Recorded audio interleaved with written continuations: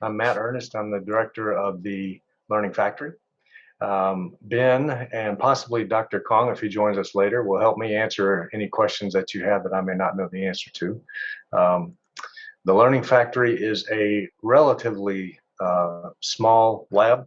It's about 2,000 square feet. It's on 2 floors. One's a mezzanine, but you'll see all that. But because it's a relatively small lab, but chock full with Industry 4.0 technology, it's a cool space.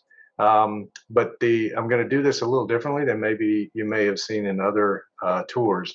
We have a shot tour that was shot kind of in one take, not necessarily, but me and Ben and a third speaker, Ricardo, will take you on the tour of the Learning Factory.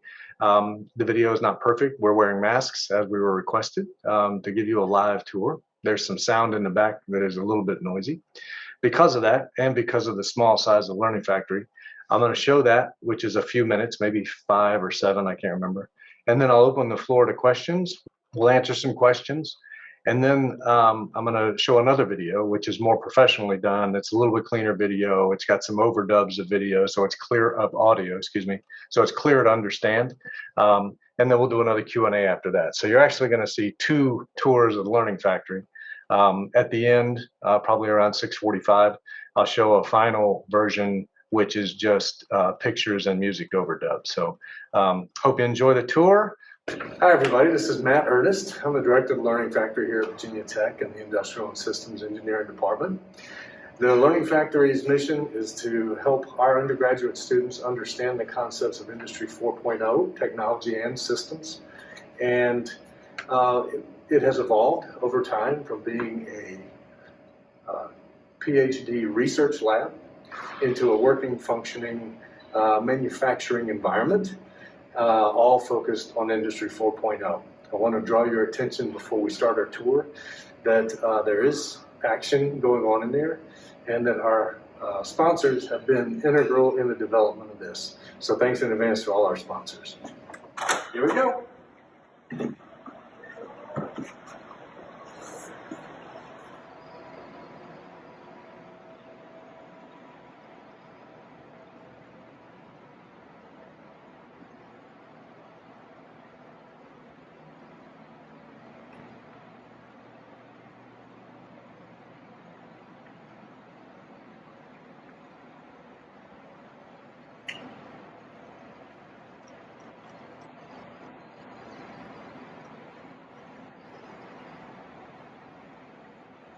Hi everybody, so here we are in our additive manufacturing cell, also known as 3D printing. We have 2 Rise printers here. The Rise printers are configured so that they melt a polymer.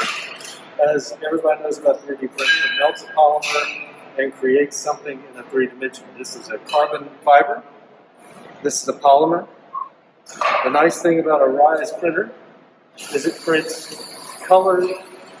It prints the polymer and ink jets color, just like the old Rotary inkjet printers, and that is solid all the way through. I don't know if you can see that or not, but that color is all the way through the product as it's printed. Another uniqueness about a Rise printer is that it gives off no volatile organic compounds, VOCs, therefore they don't require hoods, no vent hoods, and you can have one of these in your living room and produce your own products and start your own business. This printer right here prints monochromatically, and the X-Rise presents in multiple colors if you think of tie-dye configurations. So now we're in our lean manufacturing cell. The purpose of this cell is to demonstrate for students all of the principles of lean manufacturing.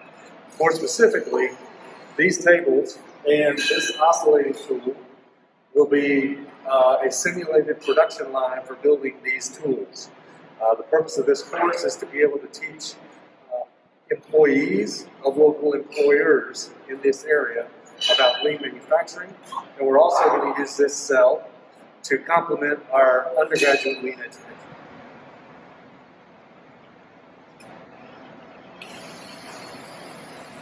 So now we're at the robotics cell.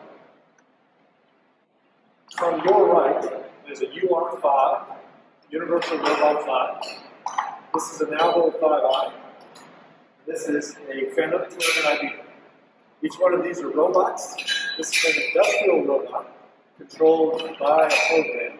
These are cobots that can be controlled by pendants. Cobot is short for collaborative robot.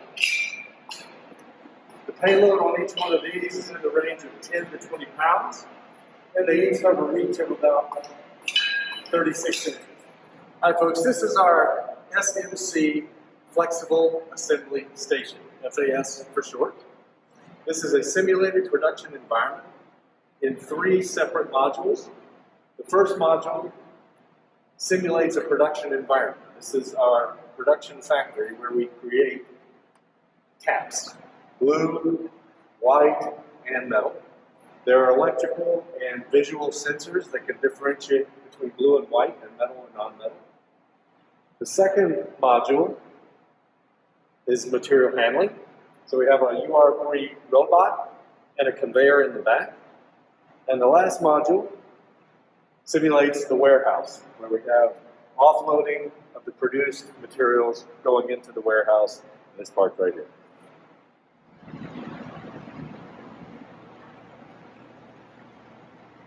So this is our Ecoca lathe. A lathe is a turning machine. If you think about baseball bats and table legs, those are products that are turned. This is a metal lathe, so think a metal baseball bat. This chuck turns. This is a cutting wheel that cuts the product while it's being produced. It's a computer numerical control machine, and it will be hooked up with our network. We have an electrical and computer engineering team working on this piece of equipment right now. All right, so now I'm going to introduce Ricardo. Ricardo is an industrial and systems engineering senior.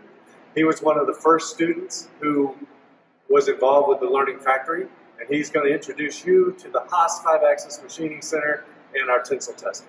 Hello, so this is one of our biggest machines in the Learning Factory. It's a Haas VF3 milling machine. It is a 5-axis milling machine. This is the main panel where we run it, and if we come down here, we'll be able to see this, if we go this way, we can see the 5-axis. So it moves in the X, Y, and Z axis, and at the same time it rotates around the X and the Y axis. Those are called A and B for the machine when you're inputting in those values. It has multiple tools here, and we can always change it with the ones we have on site. To run this machine, you need certain types of trainings, and after you're certified by our technicians, you'll be able to see your certificate here, which pretty much authorizes you to run this machine. This is our Tinius Olsen Super L tensile testing machine. The computer over here runs the software necessary to run the hydraulic pressure in this side of the machine. So these 2 sections grab a specific piece of metal or other materials you might try to test and pulls them apart until it breaks. And after it breaks, as it breaks, the computer will generate a strain stress curve to let us know more information about the specific material we're going to be working with. Okay, so here we are in Durham 297, and I'll introduce you to Ben Stanfield, one of our PhD students. He'll explain what we call the mezzanine and our virtual factory and digital twin.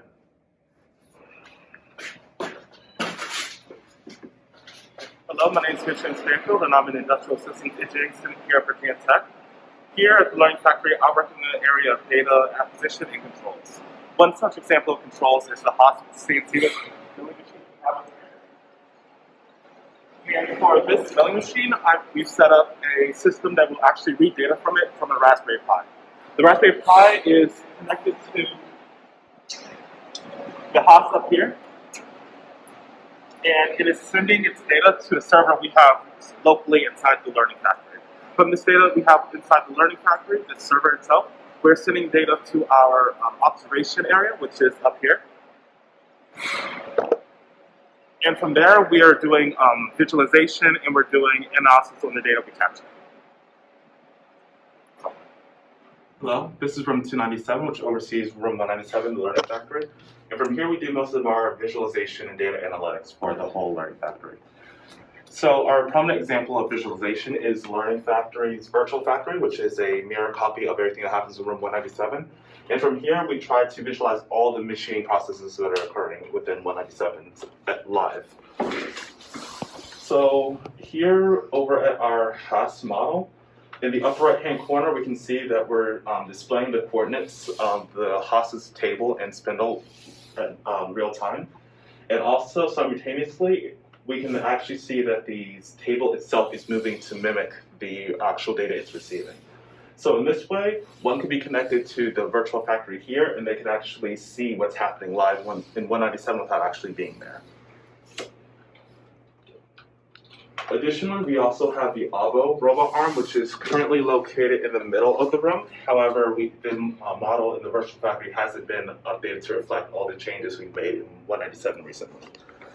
We also plan on hooking up the ABO robot arm, which is located right before the ABO. It's this gray light blue machine. In addition, we have two 3D printers here that we'll be hooking up to the virtual factory.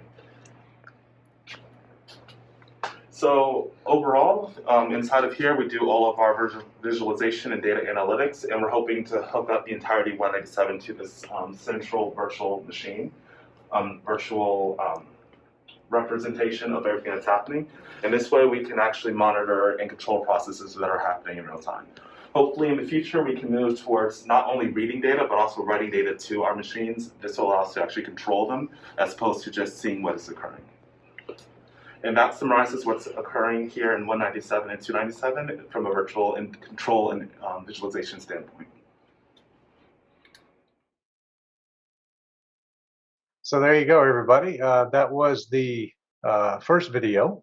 Zachary asked, what else is the robotic arm used for? Right now, we have, that's a good question, Zach. So we have a number of teams involved, whether they are seniors this year or last year. We had some undergraduate research teams and senior design teams last year because of COVID-19 issues that have limited the capacity. This year, we've limited the access to the Learning Factory to only senior design teams. That sounds like a big deal, but that still allows 50 or 55 people in there in those teams. So between the UR5 and the Albo and the Kennametal Fanuc, I'll talk about each one of them. So the Albo has been kind of underutilized so far, and but there is a team that's working on using the Albo to move things off of a table and onto a mirror, which is a autonomous vehicle, also a robot. The Fanuc is there's a team that's sponsored by Kennametal. Kennametal is an outside sponsor of ours, and that is actually their robot. All we have a team doing this year is getting that up and running. They were responsible for connecting everything, for getting the guarding up and running. They have created a robot simulation, and now in the next 4 weeks, they're going to take that simulation and actually get the robot to do what they're telling it to do. And I think all they're worried about is a pick and place activity. This being the first real year of the Learning Factory, most of the exercises on the robot line are relatively elementary because we are still in the process of running power and pneumatics to them. Yeah, so I can go into a little more detail about like the past history of the robots. Yeah, the robots in general. All right, so the Fanuc, as Matt said, there's that one senior project team working with that. I haven't worked too closely with that particular team, but the other teams I have worked with. So for the ABO, previously, there were two undergraduate groups working in Learning Factory together on relating to the ABO. One was creating a robotic arm. I'm sorry, not robotic arm. It was making a hand gripper for the ABO, since we didn't actually get one with the ABO. And the second group was trying to take that hand gripper, and they were trying to program the ABO to start writing like text onto like a sheet of paper using that that gripper and using a Sharpie. So other than that, there was another group who was trying to retrieve data off of the robotic arm. So the goal of that one was to actually hook it up to the virtual factory that you saw earlier that was moving along with the Haas. So our goal is actually get that one working with the virtual factory. And as for the UR5, we got that one relatively recently. I think it was sometime this year, or was it December of last year? One of those. But Right now, the only project with that one is trying to hook that one up to the virtual factory as well. And as far as I know, that's the only history we've had working with the robotic arms, other than the senior project teams that Matt mentioned. Excellent. So, and Zachary, that was your question. You specifically asked about the robotic arms, but we also have a couple of other mobile robots. One's a little turtle bot, and one is a Mir 100. I'll go into more detail about what those are in that second video. But we've had a couple of electrical and computer engineering teams, one last year and one this year, working with using the autonomous vehicle capabilities of the Mir, which moves stuff in factories. We have it designed to transport things within the learning factory. And these two teams were just doing some elementary material movement with those. Why don't we go ahead and roll this second clip? It's a lot of the same information, but it's a little bit more cleaner in the visual aspect, and the audio is a little bit more clear. And there's also, let me see what else, there's also a little bit more factual information provided. Hi, my name is Matt Ernest, and I'm director of the Learning Factory, which is part of the Industrial and Systems Engineering Department at Virginia Tech. I look forward to taking you through on the tour, but before I do, let me acquaint you with the Learning Factory mission. It is stated as to provide a safe and effective learning environment where hands-on undergraduate education of Industry 4.0 concepts and technologies can be experienced. We built out this space over the last 18 months with the help of our sponsors, some of whom are Kennametal, Northrop Grumman, Collins Aerospace, Association for Manufacturing Technology, RISE, among others. But the purpose of the space itself is to allow our sophomores, juniors, and seniors in industrial and systems engineering to experience, from a hands-on perspective, Industry 4.0 concepts and technologies. Originally, the space was designed as faculty research space where we did research into machining, computing, data sensing, robotics, etc. But now we're converting it to an education space strictly for undergraduate students. Hope you enjoy the tour. This is our additive manufacturing space, otherwise known as 3D printing. Additive manufacturing is where material is added on to create something versus subtractive manufacturing where material is removed to create a product. Our notable partnership in this cell is RISE. We have two 3D printers, complements of RISE. RISE calls their process augmented polymer deposition, where they extrude a polymer that has a release agent between the build layers and support layers, and then color is jetted so that it's augmenting the polymer deposition. If you think of an inkjet printer, it's the same concept for this. As the polymer is melted and printed onto a build plate, we also have the capability of jetting, spraying color onto the product. This is the lean cell, where we have 5 workstations, a warehouse, a disassembly station, and multi-tools are produced in a simulated production run and then disassembled for reuse in another run. The purpose of this cell is so that we can train local employees in lean concepts and also incorporate this experiential learning cell as part of a couple of ISE classes. One is ISE 4214, our lean manufacturing class. Another is ISE 2214, manufacturing processes. So now let me introduce you to our flexible assembly system, also known as FAS. This particular one is manufactured by SMC Corporation, and these are sometimes called mechatronics trainers because they have mechanical and electronic components. We have chosen one that has 3 modules, a production module, a material handling module, and a warehouse module. These, on a smaller scale, simulate larger industrial scales, and we use this to train our engineers what the details of Industry 4.0 are like and what they can encounter in industry here in a smaller lab environment. So let's now take a look at our robot line. We have 2 collaborative robots, also known as cobots. They're activated by pendant controllers. One is an Albo i5, and the other is a universal robot, model number UR5. Both are similar. They both have a 45-pound weight. They have a payload of 11 pounds, and the work radius is about 33.5 inches. Both of these have numerous undergraduate teams sponsored by Northrop Grumman working to use their capabilities. Our third robot is actually an industrial robot. Industrial robots are more heavy duty than cobots. They're activated usually by an external controller as opposed to the pendant controlled cobot.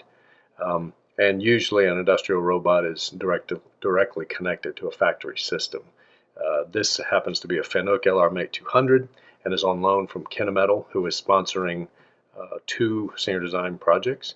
A little bit more heavy duty than the cobots that we've got, in that it weighs about 50 pounds, has a 15-pound payload, but has a smaller working radius, around 28 inches. Now I'm going to introduce you to our mobile robots, Mobots for short. We have 2. One is the TurtleBot, and the other is a Mir 100. The TurtleBot, if you think about a low-cost personal robot, and if you think about BattleBots, which is on TV, this is just a small, readily available mobile robot that people can buy and use mainly as toys. We use this for just introductory teaching. The Mir, on the other hand, mobile industrial robot, is an autonomous vehicle that doesn't require facility modification like wires in the floor as other autonomous vehicles might in a plant environment. It has about 100 kilogram payload, and it's equipped with LiDAR, light detection and ranging, so that it can visualize local areas and avoid obstacles and people. So far in this space, the Mobot space, we've had 2 electrical and computer engineering senior design teams and numerous undergraduate teams that were sponsored by Northrop Grumman.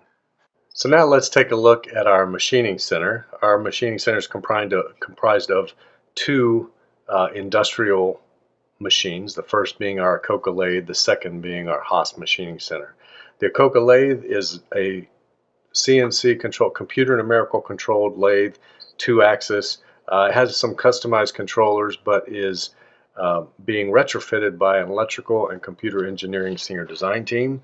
They are tasked with upgrading the controllers and installing visual sensing and linking it to our network, VR network, to our virtual factory. The Haas Machining Center is a 5-axis machining center, all metal work. We've installed a new work holding fixture, and the Haas is visual in our virtual factory model. The usable workspace in this machine is about an 80-inch x-axis travel and about a 50-inch y-axis travel. So our last stop on the tour is what we call the Digital Factory. This is Durham 297, which is above Durham 197, the Learning Factory floor. It looks down on it from a mezzanine position. We call this our Digital Factory because we have 2 Alienware computers and 2 65-inch monitors which display the activity from the Learning Factory below.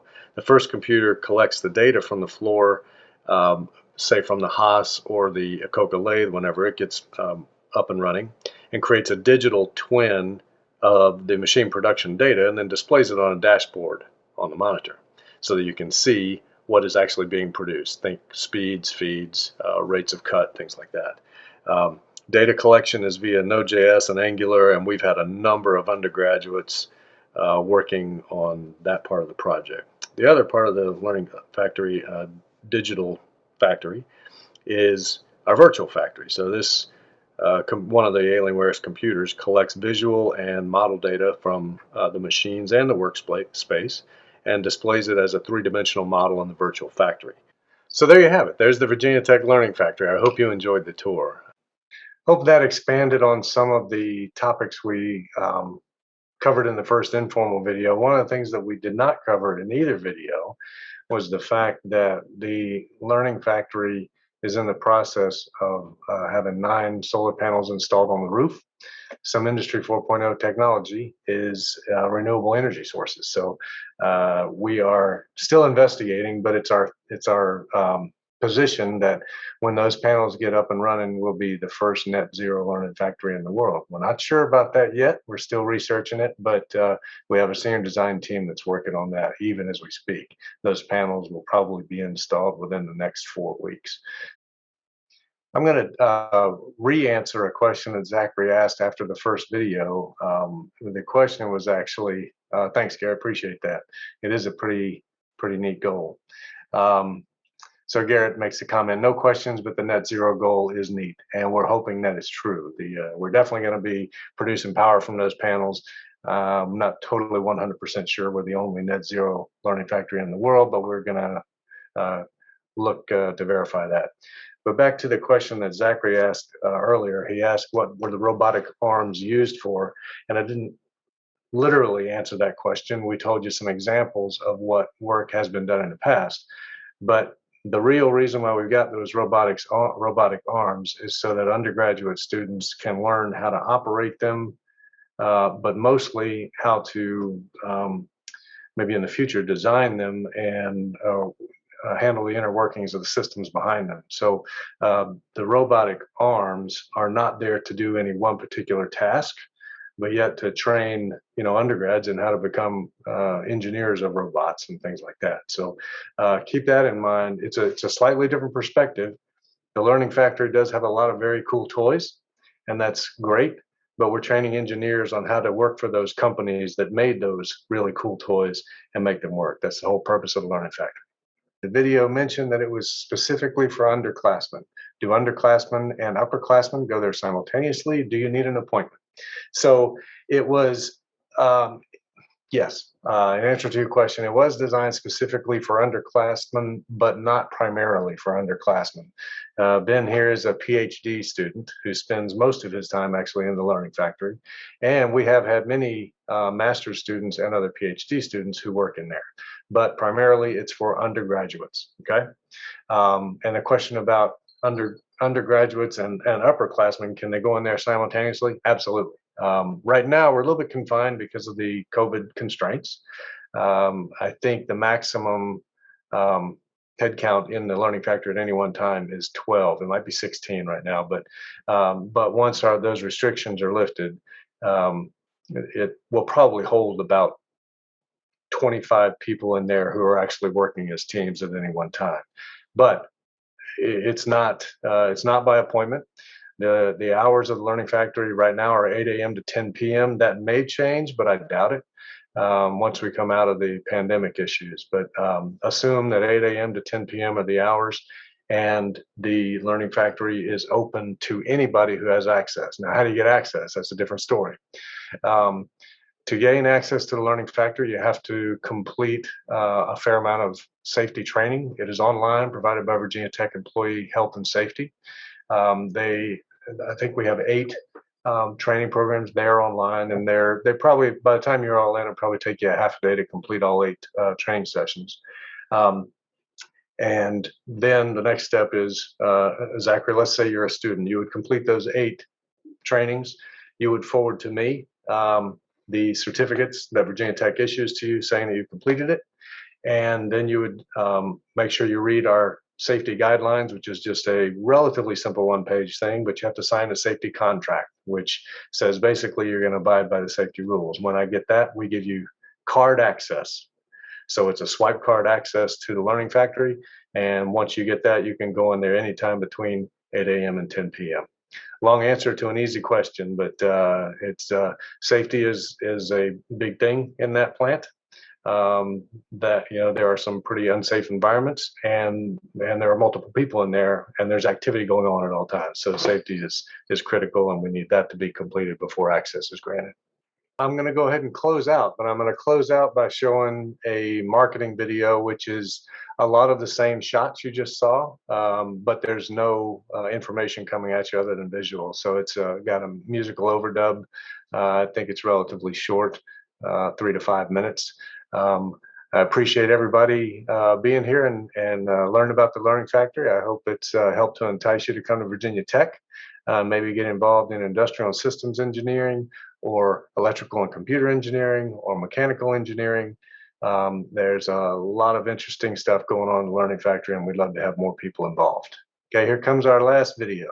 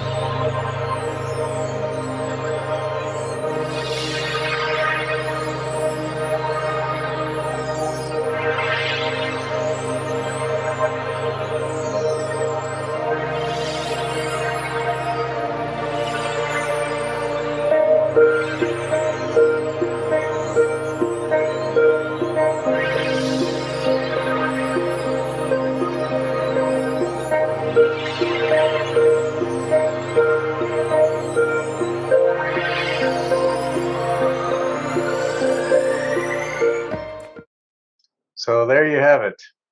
That is the last video. I hope you enjoyed it. The one thing that I didn't say that I want to be sure that I do is there's a lot of interesting equipment and technology and systems in that learning factory. A relatively small lab. Our sponsors and Virginia Tech help purchase all the hardware. But the neat thing that runs the learning factory is the guts behind it. And all of those systems were created by students. That's what's neat about the learning factory. So if you want to come here and learn something, how to work in Industry 4.0, I think this is the place for you. Thanks a lot. Hope you all have a good day.